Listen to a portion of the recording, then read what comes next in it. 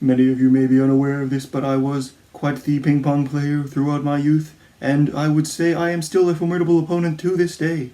It was started when I was in year 7. I was quite the unathletic child. I know, very shocking that I was not the masculine Adonis that you see today at the towering 5'6". No, I was a scrappy little child, very ferocious, rambunctious, all sorts of things, but I was not athletic. That was not one of the fitting descriptions that you could give for me.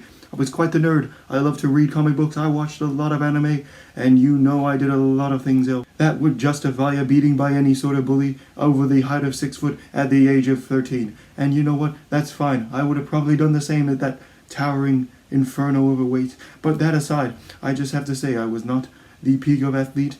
I was not the Chad who was dunking on all of them and getting all the Stacys. No, I was quite the nervous, quite the shy kid. I moved into a school where I had no prior friends from my primary school. I had to make it. I had a new start. I had a new fresh. And the first thing I did was join the table tennis team, which was very stupid. Now that I think about it, it probably isolated me more. But as a child, I was like, I want to play tennis, but I'm not athletic enough to play tennis. There is a solution. There was always a solution hiding there, right on those tables with the net and the batons. And fortunately, as when you all start anything, you are shit. I was pretty garbage when I started. I don't even know how I made the team. I'd say I made the team purely for the fact that we had 8 players and that there was 8 spots people filled in. And for that, I was there. I wasn't number 4, you know. I am pretty bad, but I will never be the worst at anything. There will always be a slight hint of Chad energy. I was the 3rd worst. But that aside, I did have a lot of fun. It was quite the experience that I will always treasure fondly and oh so delicately. It was a sport that I picked up very fast, and despite starting off extremely terrible and being quite uncoordinated, I grew to love table tennis quite a lot. It's where I met some of my first friends. It's where people started noticing that, hey, who is this new Chad Adonis with that gorgeous face who always eats a muffin and a bag of chips for his lunch? And I was like, well, my name is in the title, as you can see it down there. And that's when people would start talking to me, and then they'd get to know me, and they'd be like, ooh, I regret doing that. So I'd say, as the year progressed, I realized that I was not going to be able to do any other sport because I was not a huge fan of getting tackled by giant people or getting kicked with a soccer ball in the face as I was always a goalie. No, I would spend my talents on table tennis for both winter and summer. And during the winter, my game evolved. I felt the energy come up inside me. It would drag me. It would bring me much power and ferocity. It would awaken the inner Chad in me. And yes, I know that's quite presumptuous to say, but I will tell you this, it's because on my first year there, we won our goddamn championship there. Oh yes, baby, I was the carry. I was number 3 on my team. The A team, they could not get any sort of chance to win, but we won with our pride, all in our shoulders, all in our bats. It was very simple. I was number 3. I was paired with number 1. We would always make sure that it was more based on chemistry than skill. So, you know, I could have been number 2. I could have been number 4. I could have even been number 1. We don't know this for sure. But I just know that I had great chemistry with my partner. We would sling at doubles. We would always slay. It was a guaranteed win. We won the first one. The next double, number 2 and 4, they lost subsequently, which was quite tragic. But it was not the end, because our number 1 player, he won his game. The number 2 player, he lost it sadly. But I, in my grace, destroyed the other player by having an extremely tough game and actually breaking a large sweat. It was quite intense, rigorous, I'd say. I was going out my pores. I was back hitting. I was putting some backspin on it. I was hitting fastballs. I was smashing it into the kid's face, making him wish that he had never stepped out of his mother's womb.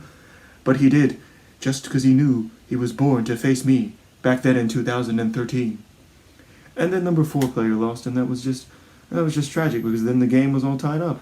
But luckily for them, the number 1 and the number 3 would have a rematch, and oh boy, was it spicy. We came back. The others were fighting because they knew if they lost this game, they would be shamed by the bloody rookies who came to destroy them. And we did. We destroyed them. On my first year, it was amazing. I had such a high testosterone peak that I just grew another inch that day. It was extremely incredible. An inch, up there, down there, everywhere. There was just inches all over the place. It was incredible, insane. I had felt so alive. And then I came back to summer sport. No one had known the context of the change except for the coach, who was the same for both seasons. So, when I got moved up to the other team and as the number 3 player, people were confused. They're like, what are we putting this kid here for? He's not that good. Why would we put him up here? And then, they started to regret those statements, because you would not believe this, but we won. We won that year as well. This summer team won. I, with my good partner George, we destroyed it. We crushed the competition. It was an easy sweep that game. We had won it in the bag by my match. I could have lost it. I could have just thrown the towel, spared the kid his dignity, because he was the exact same kid I faced off before. But no, it is more respectful to show him the unbridled power of myself at table tennis. So, I crushed him, and we won, and it was beautiful. But there is one saltiness that I will always have for those years. At the ceremony we experienced at my school, I was of course awarded my celebratory ribbon for winning and giving our school a huge W and a huge victory for our sporting program. And I was sitting back, eagerly waiting, because I knew that in a few seconds I would also be awarded the Winter Reward, because I had earned that trophy. And it was beautiful. It was one of my crowning moments, humiliating a child. But I was in shock, because for some reason the teacher had mixed the rosters for for my summer team, lower grade people, and my lower grade from the winter. So the people getting my ribbon were the lower grade summer people.